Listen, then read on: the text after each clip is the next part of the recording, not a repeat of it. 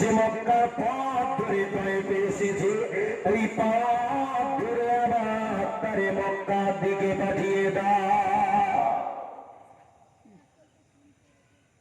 ভাই আমাদের পাগল টাগল আসলে আমাদের ঘরের ছেলেপিলেরা পাগলকে নামে ঢিল ঢিল ছড়ে মারে না? হ্যাঁ, আচ্ছা আমরা গার্জিয়ান যারা থাকি তারা আমরা কি বলি? যে মার মার মার মার বলি, বকাচকা করি। বকাচকা করলে চুপ করে। আচ্ছা ওই যে বাচ্চাটা ঢিল ছুড়ে মারছে পাগল রে, ওর বাপ যদি যে বলে মনে মার ছুটে ছুটে মার, ওই বাচ্চাটার পারো কমবে না বাড়বে? বাড়বে না। তয়েফের লিডাররা যখন বললে যে মক্কা নগরীর সেই পাগল এসেছে, পাগল তোমরা এই পাগলের তাড়াও। ভাই লিডারের কথায় সমাজের মানুষগুলো কি করবে? রাসূলুল্লাহর আপ্যায়ন করবে তো না? না। সম্মানিত হাজিরিন, মনে রাখুন আল্লাহ পাকের নবী সাহাবী হযরত আবু বকর রাদিয়াল্লাহু তাআলা আনহু বললেন, হে বিশ্বনবী সাহাবীরা মনে রাখো, আমি আবু বকর সেই তয়েফের ভয়াবহ কথাটাকে তোমাদের মাঝে বর্ণনা করে মনে রাখো। আমি রাসূলুল্লাহর দিকে তাকিয়ে দেখলাম তয়েফবাসীর মানুষগুলো যখন আল্লাহর নবীর দিকে পাথর নিক্ষেপ করা শুরু করলো, তয়েফের লিডারগুলো যখন এই ঘোষণা রাসূলুল্লাহর জন্য দিয়ে দিল, আমার রাসূলুল্লাহকে দেখে তয়েফের মানুষগুলা পাথর ছুটতে শুরু করলো।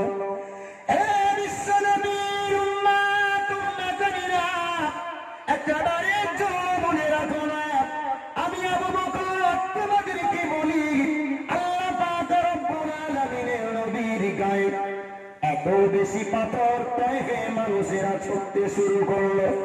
আমি আবু বকর লক্ষ্য করে দেখলাম একটা পাথর আর একটা পাথরের ভিতরে দূরত্ব এতটাই, যেমন আসমান থেকে পানি পড়লে একটা পানির ফোঁটার দূরত্ব আর একটা পানির ফোঁটার দূরত্ব যতটা।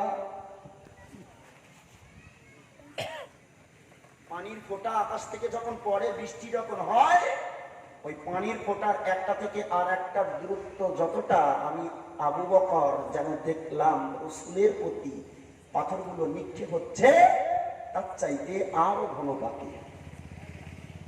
সম্মানিত হাজিরিন, মনে রাখুন আল্লাহ পাকের নবী সাহাবী বলেন, আমি রাসূলুল্লাহ গায়ে যাতে পাথর না লাগে, রাসূলুল্লাহ পিছন দিক থেকে ওরা পাথর নিক্ষেপ করছিল। আমি আবু বকর রাসূলুল্লাহ পিছন দিকে চলে গেলাম। আমি আবু বকর আমার গায়ে যেন পাথরগুলো লাগে, রাসূলুল্লাহ গায়ে যেন ওই পাথরের আঘাতগুলো না লাগে। দুনিয়াওয়ালা মুসলমান মনে রাখুন, আল্লাহ পাকের নবীর সাহাবী সিদ্দিকে আকবর বর্ণনা দিয়ে বললেন, না না, আমি রাসূলুল্লাহ পিছনে যখন দাঁড়িয়ে পড়লাম, তয়েফের মানুষগুলা রাসূলুল্লাহ সামনের দিক থেকে পাথর ছুটতে শুরু করে। আমি রাসূলুল্লাহ সামনের দিকে চলে গেলাম, ওরা আবার পিছন দিক থেকে পাথর ছুটতে শুরু করে। আমি আবার রাসূলুল্লাহ পিছন দিকে চলে গেলাম, তয়েফের মানুষেরা আবার সামনের দিক থেকে পাথর ছড়ে। কারণ আমি তো তাদের কোনো টার্গেট নই, বরং রাসূল হলো তাদের টার্গেট। তাই রাসূলুল্লাহ গায়ে, রাসূলুল্লাহ যেদিকে যায়, রাসূলুল্লাহ গায়েতে ওরা পাথরগুলো মারতে থাকে। বিশ্বনবীর উম্মত, উম্মতেরা মনে রাখো, আল্লাহ পাকের নবীর সাহাবী সিদ্দিকে আকবর ডেকে ডেকে বলে, আল্লাহ পাকের নবীর সাহাবীরা মনে রাখো, নবীর উম্মত, উম্মতেরা মনে রাখো, আমি আবু বকর একবারের জন্য লক্ষ্য করে দেখলাম ওই সোনার নবী মুহাম্মদ রাসূলুল্লাহর সর্বদেহ দিয়ে টক টক টক করে রক্ত গড়িয়ে পড়ে। রাসূল সাল্লাল্লাহু আলাইহি ওয়াসাল্লামের গা থেকে রক্তগুলো শুধু গড়িয়ে পড়ে তাই না, আমি আবু বকর লক্ষ্য করে দেখতে পেলাম এই রাসূলুল্লাহ জামা পিরহান মোবারকটা ভিজে গেল। এই রাসূলুল্লাহ দেহ থেকে এত রক্ত বার হলো। আমি আবু বকর লক্ষ্য করে দেখলাম রাসূলুল্লাহর পা দুটো ভিজে গেল। মানুষেরা, ওরে বিশ্ব নবীর উম্মত, উম্মতানিরা মনে রাখো, আমি সিদ্দিকে আকবর আবু বকর বলি, নবী মুহাম্মদ রাসূলুল্লাহ গা থেকে এত বেশি রক্ত আমার নবীর গা থেকে বার হলো। আমি আবু বকর একবারের জন্য তাকিয়ে দেখলাম আল্লাহ পাক রব্বুল আলামিনের নবী ওই তায়েফের বালির উপরে, আল্লাহ পাকের নবী আমার যে জায়গাতে পাটারে রেখে দেয়, মুহূর্তের ভিতরে মরুর বালিগুলা জমাট বেঁধে মাটি হয়ে যায়। রক্ত এত বেশি রাসূলের গা দিয়ে ঝরছে যে সেই রক্তের তীব্রতা তীক্ষ্ণতার কারণে রাসূলুল্লাহ মরুর বালির উপরে যে জায়গায় পা দিচ্ছে সেই জায়গার বালিগুলো জমাট বেঁধে যাচ্ছে।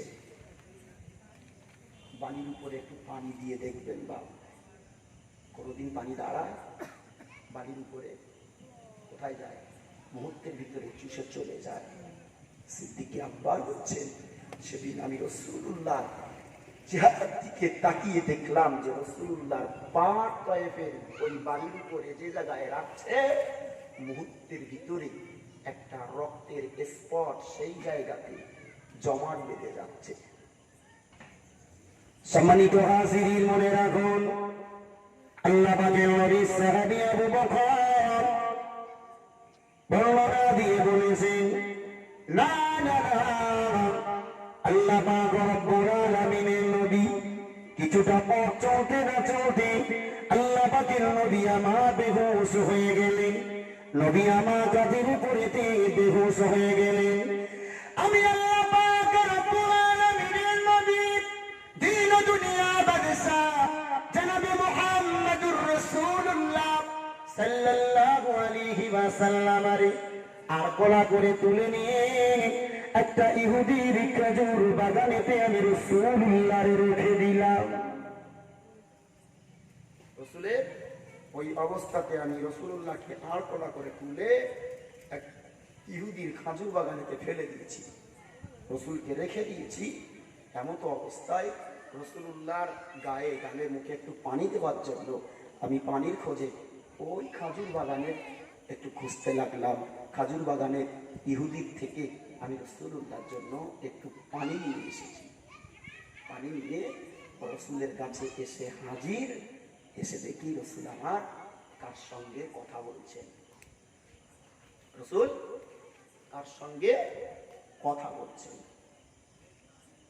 অবদিনদার ইমানদার মুসলমান, মনে রাখুন আল্লাহ পাক রব্বুল আলামিনের নবী দিন ও দুনিয়া বাদশাহ জনাবে মুহাম্মদ রাসূলুল্লাহ সাল্লাল্লাহু আলাইহি ওয়াসাল্লাম যখন হোশ করে দিলেন, নবী আমার চাইনা হোশ করে দিলেন, নবী চোখ খানা খুঁটে খুঁটে দেখতে পেলেন নবীর সামনে হযরতে জিবরাইল আলাইহিস সালাতু ওয়াস সালাম দাঁড়িয়ে, নবীর সামনে হযরতে মালাকুল জাবাল দাঁড়িয়ে, নবীর সামনে মালাকুল নার দাঁড়িয়ে, নবীর সামনে মালাকুল মা এসে দাঁড়িয়ে, নবীর সামনে মালাকুল জাবাল এসে দাঁড়িয়ে আল্লাহ নবীর সালাম জানায়, আসসালাতু ওয়াসসালামু ইয়া রাসূলুল্লাহ, আসসালাতু ওয়াসসালামু আলাইকা ইয়া হাবিবাল্লাহ, ইয়া রাসূলুল্লাহ, ইয়া হাবিবাল্লাহ। হুজুর, আমি জিবরাইল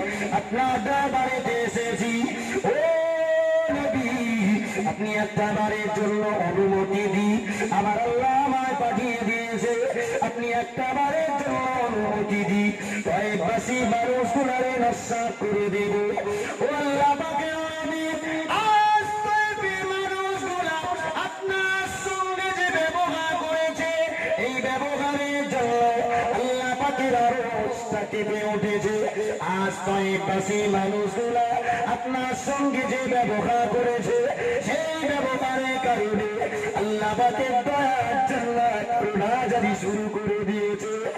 ইয়া রাসূলুল্লাহ, ইয়া হাবিবাল্লাহ হুজুর, আজ তয়েবে মানুষেরা আপনার সঙ্গে যে আচরণ খানা করেছে, তয়েবাসীর উপরে আমার আল্লাহ স্বয়ং নিচে রেগে আছে। ও ইয়া রাসূলুল্লাহ, আপনি একটা বার তাকিয়ে দেখুন না, আমি জিবরাইল মালাকুল জাবাল নিয়ে এসেছি, পাহাড়ের ফারিস্তা গুলারে নিয়ে এসেছি। ইয়া রাসূলুল্লাহ, আপনি একবারের জন্য অনুমতি দিন, আপনি একবারের জন্য পারমিশন টুকু দিন, আমরা ওই পাহাড়ের ফারিস্তা গুলারে নিয়ে ওই পাহাড়টারে উঠিয়ে দিয়ে গোটা তয়েবাসীর মানুষগুলার উপরেতে চাপিয়ে দেব। ইয়া রাসূলুল্লাহ, আপনি একবারের জন্য অনুমতি দিন, একবারের জন্য আপনি পারমিশন দিন, আমি মালাকুল নার কথা জাহান্নামের ফারিস্তাগুলোকে দিয়ে এসেছি। ইয়া রাসূলুল্লাহ, আপনি যদি একবারের জন্য অনুমতি দেন, এই জাহান্নামের ফারিস্তারা ওই তয়েফের মানুষগুলোরে জ্বালিয়ে জ্বালিয়ে ওদিকে নস্বাত করে দেবে। ইয়া রাসূলুল্লাহ, ইয়া হাবিবাল্লাহ হুজুর, তাতেও যদি না হয় আপনি একবারের জন্য অনুমতিটুকু দিন, আমরা মালাকুল মউত তথা পানির ফারিস্তা নিয়ে এসেছি। ইয়া রাসূলুল্লাহ, আপনি যদি একবারের জন্য অনুমতি দেন, আমি জিবরাইল বলে দিলাম, এই পানির ফারিস্তা গোলার দিয়ে গোটা সাগরের পানি দিয়ে ওই তয়েবাসীর মানুষগুলারে ডুবিয়ে মেরে দিই। ইয়া রাসূলুল্লাহ, আজ তয়েফের মানুষেরা আপনার সঙ্গে যে দুর্ব্যবহার করেছে, এই দুর্ব্যবহারের খোদা আমার আল্লাহ নিজে রেখে, আমার আল্লাহ নিজে রেখে গেছে। ইয়া রাসূলুল্লাহ, একটা পারমিশন দিন, দেরি করেছেন কেন? নবী জিবরাইল আলাইহিস সালাম রেখে বললেন, ইয়া আখি জিবরাইল, আমি রাসূলুল্লাহ, আজ এদের কাছে আমাকে এরা মেরেছে, আমাকে রক্তাক্ত করেছে, তার জন্য তোমরা যদি এদেরকে মেরে ফেলে দাও, কালকে যদি আমি রাসূল সামদেশে যাই দিনের প্রচার করতে, সামদেশের মানুষগুলা যদি আমি রাসূলুল্লাহ আমাকে মারে, তাহলে তোমরা কি ওদেরকেও নষ্ট করে দেবে, ধ্বংস করে দেবে? বললেন জি। তারপরে যদি আমি আমি পার্শ্ববর্তী সমস্ত এলাকাতে যাই, তো সমস্ত এলাকার মানুষগুলো যদি আমার সঙ্গে দুর্ব্যবহার করে, তোমরা কি সবাইকে মেরে ফেলবে? বললেন জি। আল্লাহ যখন পারমিশন দিয়েছে, তা আপনি আল্লাহ যখন বলেই দিয়েছে ধ্বংস করতে, খেয়াল করবে, আমার যেন ভুলে যাবে না, সবাই মনে রাখবেন। জি ভাই, ইয়া রাসূলুল্লাহ, আপনি অনুমতিটা দিয়ে দেখেন। নবী বললেন, দেখো ভাই জিবরাইল, আমি রাসূলুল্লাহ আজ এদেরকে ধ্বংসের জন্য অনুমতি দেব, তুমি এদের ধ্বংস করে দেবে, এরা সবাই জাহান্নামী হয়ে যাবে। এরা সবাই যে কটা মরবে আল্লাহর এই গজবে, রাসূলুল্লাহর এই দুর্ব্যবহারের কারণে যে কটা মরবে, ওরা জান্নাতে যাবে নাকি? কোথায় যাবে? সব জাহান্নামে যাবে। তবে আমি রাসূলুল্লাহ বলছি, শোনো, আল্লাহর কাছে তুমি ফিরে যাও, গিয়ে আল্লাহর কাছে বলো, তোমার নবীর প্রতি যারা জুলুম, যারা অত্যাচার করেছে, ওরা তোমার নবীকে চিনতে পারেনি, তাই মেরেছে। যেদিন তোমার নবীকে চিনতে পারবে, সেদিন ওরা তোমার নবীকে আর মারবে না, বরং সেদিন তোমার নবীকে ওরা মানবে। সুবহানাল্লাহ, জোর করে বলে। আল্লাহর কাছে গিয়ে বলে দাও, তোমার নবী জানিয়ে দিয়েছে যে, তোমার নবী বলে দিয়েছে, ওই তয়েববাসীর মানুষগুলো যত জুলুম, যত অত্যাচার করেছে, ওই তয়েববাসীর মানুষগুলো সমস্ত জুলুম অত্যাচার তোমার নবী মাফ করে দিয়েছে। সুবহানাল্লাহ। আর একটু জোর করে বলে। সম্মানিত সম্মানিত হাজিরিন, আমার ওয়াজ যারা গোড়াতে শুনছিলেন, মোটামুটি তারা কিছুটা আঁচ করতে পারছেন তো? জি, একটু শুধু মনে রাখতে হবে, নবী সেদিন তাদের জন্য বলেছিল, ভাই জিবরাইল, এরা এরা এরা আজকে যদি মারা যায় সব জাহান্নামী হয়ে যাবে, কিন্তু এদেরকে যদি বেঁচে থাকে এরা পৃথিবীতে, এরা একদিন এদের ভিতরে কেউ না কেউ, যখন আমি রাসূলুল্লাহ আমারে চিনতে শিখবে, বুঝতে শিখবে, আমারে যখন চিনবে এরা কেউ, তখন এদের ভিতরে কেউ আমি রাসূলুল্লাহ আমার হাতে হাত দিয়ে ইমানের কালেমা পড়ে মুসলমান হবে। একটু জোরে বলো সুবহানাল্লাহ। কেউ ইমানের কালেমা পড়ে মুসলমান হয়, তখন তার জায়গা কোথায়? কথা বলেন, জান্নাতে। জান্নাত। তাহলে তুমি যদি আজকে মেরে দাও, ওই মানুষটা জাহান্নামে যাবে। ওই মানুষটা পরে গিয়ে যদি ছাড় পায়, ও যদি নিজের ভুলটারে পরে গিয়ে বুঝতে পারে, তাহলে ওই মানুষটা পরে গিয়ে যে জান্নাতে যাওয়ার পথটারে, সেটা তো তাহলে বন্ধ হয়ে যাবে। দেখো ভাই জিবরাইল, আমি রাসূলুল্লাহ বলছি, যদি তাও না হয়, এরা যদি কেউ এরা আমার কথা নাই শোনে, আল্লাহকে যদি আল্লাহ বলে নাই মানে, এরা যদি দ্বীনের তাওহীদের বাণীটা এরা যদি নাই বা মানে, এদের বংশে কেউ না কেউ, এদের বংশের ভিতরে কেউ না কেউ আমি রাসূলুল্লাহ আমার হাতে হাত দিয়ে মুসলমান হয়ে যাবে। নবী নূহের কথা মনে আছে তো? আল্লাহ এদের ধ্বংস করুন গোষ্ঠী সম্মেলন। কেন? এদের বংশে যারা জন্মগ্রহণ করবে সব কাফের ফাসেক ফুজ্জার তৈরি হবে, নচেত এরা এই ৮০ জনের কান ভাঙানি দিয়ে কি করবে? ওই দলে টেনে নেবে। একটা বার বলবেন, এই নবী নূহ আলাইহিস সালামের ৯৫০ বছর হায়াতে জিন্দেগির ভিতরে এইরকম অত্যাচারের স্কিম রুলার চালানো হয়েছে, একদিন দেখাতে পারবে না।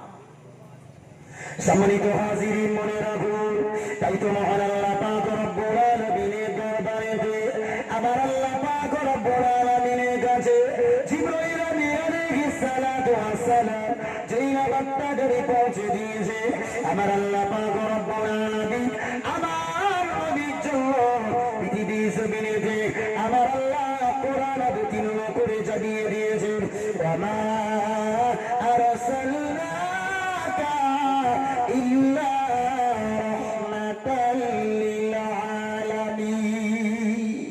সুবহানাল্লাহ, জোরে বলেন সুবহানাল্লাহ। সম্মানিত হাজিরিন, মনে রাখুন, মহান আল্লাহ পাক রব্বুল আলামিনের নবী সেদিন কয়েকবাসী মানুষগুলোর জন্য বদদুয়া চাইলেন না। এতটা জুলুম, এতটা অত্যাচার করার পরে নবী তাদেরকে মাফ করে দিয়েছে। ও দুনিয়াওয়ালা মুসলমান, মনে রাখো, সেই নবী মুহাম্মদুর রাসূলুল্লাহ সাল্লাল্লাহু আলাইহি ওয়াসাল্লাম দোয়ার ফল হিসাবে আল্লাহ পাক রব্বুল আলামিনের নবী জাত শত্রু, আল্লাহ পাক রব্বুল আলামিনের নবী জীবনের সর্বসময় নবীকে মারার যিনি ষড়যন্ত্র রচনা করেন, সেই নবী সর্বশ্রেষ্ঠতম দুশমন, তার ঘরেই তো মহান আল্লাহ ইকরামা রাদিয়াল্লাহু তাআলা আনহুর মতো মানুষটারে তৈরি করে দিয়েছেন। একটু জোরে শুনে বলুন সুবহানাল্লাহ। কি বলেন? দিন ইকরামার বাপ যে রাসূলুল্লাহকে মারার জন্য দিন রাত ২৪ ঘন্টা খাওয়া দাওয়া কাজ কাম ছেড়ে দিয়ে সর্বক্ষণ নবীরে কি করে মারা যাবে সেই চিন্তা ভাবনা বিভোর থাকতো। ব্যক্তিটার নাম? হ্যাঁ হ্যাঁ বলেন, আগে তো বহুবার বলেছি। আরে সেই আবু জাহেল, যে আবু জাহেল, যার যিনি সর্বক্ষণ সর্ব অবস্থায় রাসূলুল্লাহকে মারার জন্য ষড়যন্ত্র রটে, সেই আবু জাহেলের ঘরেই মহান আল্লাহ ইকরামার মতো মানুষটারে রাসূলুল্লাহ ঢাল হিসাবে তৈরি করে দিয়েছে। সুবহানাল্লাহ। আর একটু জোর করে বলে, এটাই ছিল সেই রাসূলুল্লাহ তায়েফের মাঠের কথা, যে যদিও এরা আমি রাসূলুল্লাহ আমারে নাও বাঁচে নেই, এরা আমার যদিও বা নাও বা মানে, এদের বংশের কেউ না কেউ আমারে মানবে। বা সর্বসময় ভাবতেছে নবীরে কি করে মারবে আর বেটা সর্বসময় নবীর সামনে দাঁড়িয়ে রয়েছে, আমার বাপ লোক লস্কর পাঠাবে, মারবে আগে রাসূলুল্লাহ রে না, আগে একরামারে মারবে, তারপরে রাসূলুল্লাহ। সুবহানাল্লাহ। বাপ অস্ত্র ধার দিচ্ছে, বেটা সামনে ঢাল হিসাবে দাঁড়াচ্ছে। এটাই হলো আমার রাসূলুল্লাহ চরিত্র। শুধু তাই না, আপনি ভাবলে অবাক হয়ে যাবেন, এই যে 4 শ্রেণী তয়েব দ্বীপবাসী দিগের কথা আমি শুনিয়েছি, নবী মুহাম্মদ রাসূলুল্লাহ সাল্লাল্লাহু আলাইহি ওয়াসাল্লাম তিনি একদিন মসজিদে নববীতে বসে আছেন। মসজিদে নববীর মেম্বারেতে নবী বসে সাহাবীদেরকে নিয়ে মোটামুটি দিনের আলাপ আলোচনা হচ্ছে, নবী কথাবার্তা বলছেন। তো নবীর সাহাবীরা লক্ষ্য করে দেখলেন যে এক শ্রেণীর মানুষ, একটা বড় গোষ্ঠী, বড় শ্রেণী, বড় একটা জামাত, তারা অস্ত্র নিয়ে সুসজ্জিত অবস্থাতেই রাসূল সাল্লাল্লাহু আলাইহি ওয়াসাল্লামের মসজিদের দিকে আসছে। সাহাবীরা অবাক হয়ে গেল, না জানি রাসূলুল্লাহকে মারার জন্য কোনো কাফিলা, কোনো দল আসছে। সাহাবীরা চটজলদি তলোয়ারটাকে উলঙ্গ করলে বাইরে চলে যেতে লাগলেন। ইয়া রাসূলুল্লাহ, আমরা বাইরে দাঁড়াচ্ছি প্রহরীর মতো, আমরা আপনার গায়ে একটা মুখের আঁচল লাগতে দেবো না। ইয়া রাসূলুল্লাহ, আমাদের জীবন দিয়ে দেব, আগে আমাদের জীবন যাবে, তারপরে তার আগে আপনার গায়ে একটা মুখের আঁচলও লাগতে দেব না। জি, পরিষ্কার মনে রাখুন, এই আল্লাহ পাক রব্বুল আলামিনের নবী সেদিন সাহাবীদেরকে ডেকে বললেন, দেখো তোমরা বসো, আমি রাসূলুল্লাহ যেন ওই কাফেলা, ওই জাতিটাকে, ওই গোত্রটাকে, আমি রাসূলুল্লাহ ওদের ভিতরে কোনো আক্রমণাত্মক কোনো জিনিস দেখছি না, বরং আমি রাসূলুল্লাহ যেন ওদের পিছনে কোনো একটা রহমত, কোনো একটা আল্লাহ পাকের দয়া আমি অনুভূতি করছি। তোমরা বসো। সাহাবীরা বসে পড়লে ওই মানুষগুলো আসলেন। আস্তে আস্তে রাসূল সাল্লাল্লাহু আলাইহি ওয়াসাল্লামের কাছে কিছু মানুষ তার থেকে গিয়ে রাসূলের কদম তলে পাটাকে লুটিয়ে নিজের মাথাটাকে রাসূলের চরণ তলায় ফেলে দিয়ে বাচ্চা ছেলের মতো ভেউ ভেউ করে কাঁদে আর হাতটাকে বাড়িয়ে দেব, ইয়া রাসূলুল্লাহ, আপনি আমাদেরকে ঈমানের কলেমা পড়িয়ে মুসলমান বানিয়ে দিন। জোর করে বলে অদিনদার ইমানদার মুসলমান মনে রাখুন, আল্লাহ পাক রব্বুল আলামিনের নবী একবারে জিজ্ঞাসা করলেন, ও আল্লাহ পাকের বান্দারা, তোমরা কোথা থেকে এসেছো, কোন গোত্র থেকে এসেছো? ও দুনিয়াওয়ালা মুসলমান মনে রাখুন, তার আগে একটা কথা ভালো করে স্মরণ রাখুন, এই হতে একটা যেদিন ঘটেছে, সেদিন নবী মুহাম্মদ রাসূলুল্লাহ সাল্লাল্লাহু আলাইহি ওয়াসাল্লাম ওই মসজিদে নববীর ভিতরে আল্লাহ পাকের মালায়েকা হযরত জিবরাইল আলাইহিস সালাম দাহিয়া কলবি নামক সাহাবীর সূরা ধরে রাসূলুল্লাহর পাশে বসে আছেন। ঘটনাটা যেদিন ঘটছে, সেদিন রাসূল সাল্লাল্লাহু আলাইহি ওয়াসাল্লামের একজন প্রিয়তম সাহাবীর নাম হলো যার দাহিয়া কলবি। আর জিবরাইল আমিন আলাইহিস সালাম যতবার পৃথিবীতে আসতেন, অধিকাংশ সময়, বেশিরভাগ সময় এই দাহিয়া কলবি নামক সাহাবীর রূপ সূরা ধরে আল্লাহ পাকের নবীর দরবারেতে আসতেন। সেদিনও মসজিদে নববীতে নবী আমার, মসজিদে নববীতে নবীর সামনে দাহিয়া কলবি সূরাতে জিবরাইল আমিন আলাইহিস সালাম বসে, সেই অবস্থাতে নবী দেখছেন ওই মানুষগুলোর আগমন। নবী ওদের পরিচয় জানতে চাইলে, তোমাদের তো মুসলমান বানাবো, তোমরা কোথা থেকে এসেছো, তোমাদের পরিচয়টা কি, তোমাদের গোত্রের নামখানা কি? অভিনদার ইমানদার মুসলমান মনে রাখুন, আল্লাহ পাকের নবী দ্বীন ও দুনিয়া মাদ্রাসা জনাবে মুহাম্মদ রাসূলুল্লাহ যখন জিজ্ঞাসা করলেন, ওই মানুষগুলা একবারের জন্য হাত ধরে রাসূলুল্লাহ হাতে সঙ্গে জড়িয়ে দিয়ে বাচ্চা ছেলের মতো মুখের ডুবরে কাঁদে, আর একবারের জন্য ইয়া রাসূলুল্লাহ, ইয়া হাবিবাল্লাহ, হুজুর আমরা মানুষ নয়। ইয়া রাসূলুল্লাহ, ইয়া হাবিবাল্লাহ হুজুর, আপনি একদিন আমাদের মাঝে দ্বীনে ইসলামে পানি টানে প্রচার করতে গিয়েছিলেন। ইয়া রাসূলুল্লাহ, ইয়া হাবিবাল্লাহ হুজুর, আপনি একটা দিন আমাদের দ্বারেতে আল্লাহ তাওহীদের পানি টানে নিয়ে গিয়েছিলেন। ইয়া রাসূলুল্লাহ, ইয়া হাবিবাল্লাহ হুজুর, আমরা সেদিন আপনার তাওহীদের পানি টানে মেনে নেই। ইয়া রাসূলুল্লাহ, ইয়া হাবিবাল্লাহ হুজুর, বরং আমরা সেদিন আপনার প্রতি পাথর ছুঁড়ে ছুঁড়ে আপনার রক্তাক্ত করেছি। ইয়া রাসূলুল্লাহ, ইয়া হাবিবাল্লাহ হুজুর, আমরা আপনার প্রতি পাথর ছুঁড়ে ছুঁড়ে আপনার বেহুশ বানিয়ে দিয়েছি। ইয়া রাসূলুল্লাহ, ইয়া হাবিবাল্লাহ হুজুর, আমরা অন্য কোনো জাতির মানুষ নয়, আমরা অন্য কোনো কওমের মানুষ নই, বরং আমরা হলাম সেই তায়েফবাসীর বেদুইন। একটু জোরে বলেন সুবহানাল্লাহ। আমরাই সেই তায়েফবাসীর মানুষ, যে মানুষগুলোর কাছে দ্বীনের দাওয়াত দিতে গিয়েছিলেন। ইয়া রাসূলুল্লাহ, তখন নিতে পারিনি, তখন আপনাকে মেরেছি।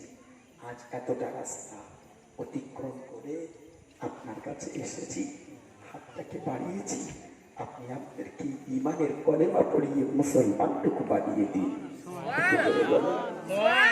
আল্লাহ পাকের নবী ওই মসজিদে নববীর ভিতরে দাহিয়া তানবীর দিকে তাকাচ্ছেন আর হাসছেন।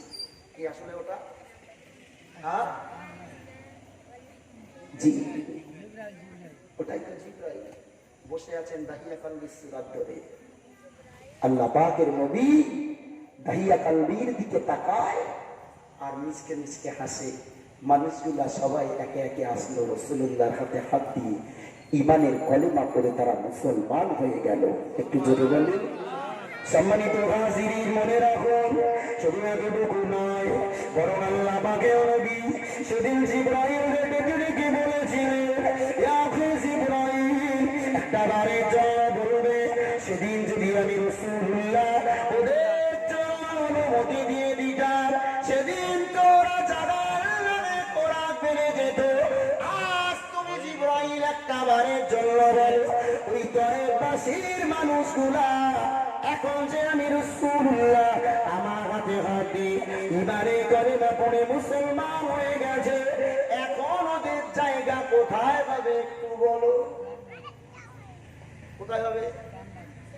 তাহলে আমি রাসূলুল্লাহ সেদিন যদি ওদের উপরে রাগ করে অভিমান করে ওদের প্রতি যদি ধ্বংসটা করতাম, তাহলে তোমরা সেদিন তাদেরকে ধ্বংস করে দিতে। আর তাদেরকে ধ্বংস করলে সেদিন তারা সরাসরি আল্লাহ গজবে জাহান্নামে বাসিন্দা হতো। ও আখি জিবরাইল, আর তারা ইসলামটারে কবুল করার মতো আল্লাহ পাকে পাওয়ার জান্নাতে যাওয়ার মতো সৌভাগ্য তাদের নসিবে হতো না। হতো কি? তাহলে আমি সেদিন অনুমতি না দিয়ে ঠিক করেছিলাম না ভুল করেছিলাম? বলো এবার। সেদিন আমি রাসূল, তোমার আমার রব তোমারে পাঠিয়েছিল, আমার আল্লাহ তোমাকে পাঠিয়েছিল। তুমি এসে আমার কাছে কাঁদছিলে আর আরজ করছিলে যে এদের ধ্বংসের জন্য পারমিশনটুকু দিতে। আমি যদি সেদিন পারমিশনটা দিতাম, এদেরকে তো মেরে দিতে। আজকে বলো, এই মানুষগুলা ওই দিনে মরলে যেত জাহান্নামী, আজকে মরলে কোথায় যাবে? জান্নাতি।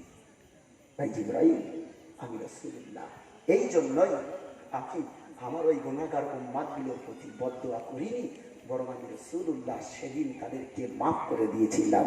একটু জোরে বলুন। ভাই আপনি একটাবার দুটো নবী, এই নবীদিগের কাছে আপনি টালি করুন। মনে আছে তো প্রথম তিনটি নবীর কথা? হ্যাঁ, কোন নবীর কথা প্রথম বলেছিলাম? নবী মুসা। দ্বিতীয় নম্বরে লূত। তৃতীয় নম্বরে নবী হযরতে নূহ। নূহ আলাইহিস সালামের দোয়া ছিল কি?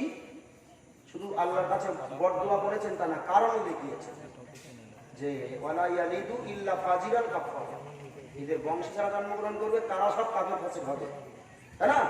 আর রসুলের দোয়া, রসুলের কথা কি ছিল? যে যে যদিও কিনা এরা আমার না মানে এদের বংশের ভিতরে কেউ মানবে। তার বাস্তব চিত্র আপনাদের কাছে আমি কিছু বলেছি। জি, যে রসুল্লাহ জানে দুশ্মন, চরম শত্রু, যে শত্রু রসুলকে মেরে দেওয়ার সর্ব অবস্থায় যিনি বিভোর হয়ে থাকতো, সেই ব্যক্তিত্বর ঘরেই আল্লাহ রসুল্লাহ সর্বশ্রেষ্ঠ শক্ত ঢালকে বানিয়ে দিয়েছেন। জি ভাই, আপনি না সেই নবীর উম্মত, সেই নবীর উম্মত। সেই নবীরে ভালোবাসতে গেলে আমি শুরুতে আপনাকে বলেছিলাম, জি, সেই নবীকে ভালোবাসতে গেলে আপনি ওই ব্যক্তি মোহাম্মদকে ভালোবাসবেন না আপনি নবী মুহাম্মদুর রাসূলুল্লাহকে ভালোবাসবেন? আমার কথা বুঝতে পারছেন তো? যারা প্রথমে ছিলেন তারা বুঝবেন যে ব্যক্তি মোহাম্মদকে ভালোবাসবেন, ভালোবাসার পাত্র আপনি তৈরি হবেন না নবী মুহাম্মদুর রাসূলুল্লাহ ভালোবাসার পাত্র তৈরি হবেন? তাহলে আমরা এই নবীর প্রেমে যেগুলো করি, নবী দিবস করি, গরিব মিসকিনকে দান খায়রাত করি, এই যে সমস্ত ডেকোরেশন করা বলি আর রক্ত ডোনাট করা বলি, আর ওদিকে আপনার সমাজের বুকে যে ফল গরিব মানে অসহায় দিকের মাঝে, রুগী দিকের মাঝে ফল বিতরণ বলি, যা কিছু আমরা করছি এগুলো সব শুকনো ভালোবাসা। অবশ্যই এর ভিতরে বলো যে আপনি নেকি পাবেন না তো হবে না, কিন্তু যেহেতু নবীর আগেই বলেছিলাম যে নবীর প্রেমে করছেন, নবীর প্রেমে আবু তালেবের মতন মানুষ যদি নবীর খুশিতে, নবীর আগমনের খুশিতে যদি গোলাম দাসীকে আজাদ করে দিয়ে যদি তিনি তার থেকে যদি ফায়দা তুলতে পারেন, তো আমি নবী দিবসের ক্ষেত্রে নবী দিবসের জন্য অর্থ দেব আর তার থেকে উপকৃত হব না, এটা পৃথিবীর আর যে বলুক আমি তো বিশ্বাস করব না। জ্বলন্ত প্রমাণ হাদিসের ভিতরে আজ উল্লেখিত যে ওই রসুলের চাচা আবু তালিব তিনি রসুল্লাহকে ভালোবেসেছেন, মহব্বত করেছেন। রসুল্লাহ 8 বছর বয়স থেকে দায়িত্ব নিয়ে ভরণ পোষণ করে 63 বছর, এই 53 বছর বয়স পর্যন্ত রসুল্লাহ যিনি গাইড দিয়েছেন, গাইডম্যান যিনি ছিলেন, নাম্বার আবু তালিব, রসুল্লাহ চাচা, বাপ, ভাই পরে নিজের সন্তানরা তাই বাপ টানতে চায় না, চায়নায় গেলে বলে তোরা এবার আলাদা হস্তাই। আর ভাইপোকে 1-8টা দিন নয়, কতদিন বলে 53 বছর ভাইপোর পূর্ণ সহায়তা ভাইপোকে লালন পালন করেছে। সুবহানাল্লাহ বলে। শুধু তাই না, বরং এই আবু তালিব রাসূলুল্লাহকে ভরণ পোষণ দিয়েছেন, রাসূলুল্লাহকে দেখভাল করেছেন। তাই না, বরং রাসূল সাল্লাল্লাহু আলাইহি ওয়াসাল্লামকে তিনি ঢালের মতো কাজ করেছে। আবু জাহেল যতবার রাসূলুল্লাহকে মারতে চেয়েছে প্রত্যেকবার আবু তালিব গিয়ে বাধা দিয়েছে। সুবহানাল্লাহ। জি ভাই, সেই নবী, সেই চাচা আবু তালিব তিনিও রাসূলুল্লাহ ভালোবাসার জন্য তিনিও জাহান্নামে সবচাইতে কম শাস্তি পান, জাহান্নামে তারপরও শাস্তি কম পান। ভাই আমি আপনি তো সেই নবীর উম্মাহ, শাস্তি পাবো ভাই না। আমাকে সেই নবীর ভালোবাসার ব্যক্তিত্ব তৈরি হতে হবে, আমাকে আপনাকে সেই আসল নবীর প্রেমিক হতে হবে। ওই নবী তো নিজে বলেছেন যে প্রেম যদি তোমরা আমার সাথে করতে চাও, ভালোবাসা যদি তোমরা আমার সাথে করতে চাও, তাহলে তোমরা আমার সুন্নাতকে ভালোবাসো। সুবহানাল্লাহ বলেন। ওমান আহাব্বানি, আর যে ব্যক্তি আমার সুন্নাতকে ভালোবাসলো ওই ব্যক্তিটা প্রকৃত তো আমাকে ভালোবাসলো, আর যে ব্যক্তি আমাকে ভালোবাসলো কানা মাই ফিল জান্নাহ, ওই মানুষটা আমার রাসূলুল্লাহ আমার সঙ্গেই জান্নাতের বাসিন্দা হবে। সুবহানাল্লাহ। আল্লাহ আমাদেরকে সেই রাসূলুল্লাহ খাঁটি উম্মত হওয়ার মতো সুযোগ করিয়ে দিন, আল্লাহ নসিবে দান করুন। বলুন আমিন। আর একটু জোর করে বলেন আল্লাহুম্মা আমিন। একটু তাকবীর দেন, নারায়ে তাকবীর। একটু উচ্চ রবে, নারায়ে তাকবীর, নারায়ে তাকবীর। সিলসিলায়ে মুজাদ্দিদ জামান জনাব হযরত মাওলানা আসিফ বিল্লাহ সাহেব নারে তাকবীর। ভাই আমি মোটামুটি নাদান যত কিঞ্চিত করেছি আপনাদের কাছে এসে যিনি হাজির ভাই সাহেব ওনার সুললিত কণ্ঠেও আপনাকে ইনশাল্লাহ আকৃষ্ট করবে। উনি এই এলাকাতে একেবারেই নতুন মোটামুটি আগে এসছে ওদিকে এসছে এ সাইডটাই ঢুকেনি সুন্দর অস করেন জি ভাই শুধু সুন্দর অস করেন তাই নয় প্রত্যেকটি পজের ভিতরে অন্তত কিছু হেকমত মানুষের মাথায় ঢুকবি এই চিন্তা চেতনাতেই নসিহত করেন ভাইজান। তিনি আমাদের বসিরহাট রেঞ্জে মোটামুটি যে জায়গাগুলোতে বড় বড় জলসা সব জায়গাতে ভাইজানের দাওয়াত দেখেছি ভাই। আল্লাহ তাআলাকেও দেখছি আপনাদের এখানে মেহমান করে নিয়ে এসে জি জানাকে তো পাওয়া তো কষ্ট করবে দিয়ে যায়, তারপরেও দেখছি যে আলহামদুলিল্লাহ দাওয়াত আমি লাইভ দেখছিলাম কোথাটা জলসা করছিলেন স্বরূপনগর জি আমি আস্তে আস্তে লাইভে দেখছিলাম যে ভাই জলসা করছিল আলহামদুলিল্লাহ। আমি তো দেখি তো অবাক যে ভাই এসেছেন আলহামদুলিল্লাহ। শুধু তাই না এই ভাইজানের দায়িত্বে একটা বৃহৎ মেয়েদের মাদ্রাসা প্রতিষ্ঠান সম্পূর্ণ জোর ভাইয়ের ঘাড়ে চাপানো আছে। চিস্তিয়া মাদ্রাসাতুল বানাত, যে মাদ্রাসার সম্পূর্ণ দায় ভার সুখ দুঃখ সবকিছু সেই একটা দেশটার কাঠি কিনতে গেলেও সবকিছুই না। সম্মানিত হাজিরিন, তিনি আপনাদের কাছে এসেছেন, তার অমূল্য বাণী তিনি আপনাদের কাছে রাখবেন। আমি একেবারে শুরুতে প্রথমে একেবারে ফাঁকা চটে বসিয়ে যতটা আলহামদুলিল্লাহ এসছেন আলহামদুলিল্লাহ অনেক, কিন্তু পিছনে দেখছি ভাইদের বসেছেন কিন্তু সামনের দিকটা চটগুলো ফাঁকা, অনেক ভাই আসছেন আর ফিরে যাচ্ছেন, জায়গা পাচ্ছেন না বলে। একটু ভাই লিখবেন তার আগে আপনারা ফিরে আসার জন্য একটু মেহরবানি করে আগিয়ে আসেন তো দেখি, একটু মেহরবানি করে আগিয়ে আসুন। সেই সঙ্গে একটু নবীর প্রতি আমরা সালাতু সালাম করি, আগিয়ে আসবেন প্লিজ মেহরবানি করে। আগিয়ে আসুন মেহরবানি করে, একটু কোনো আগিয়ে আসেন। কেউ পিছনের জায়গা রাখবেন না, পিছনের পুরো জায়গাটা ছেড়ে আসুন, পিছনের এই জায়গা খালি জায়গাটা সামনে থেকে ভরুন।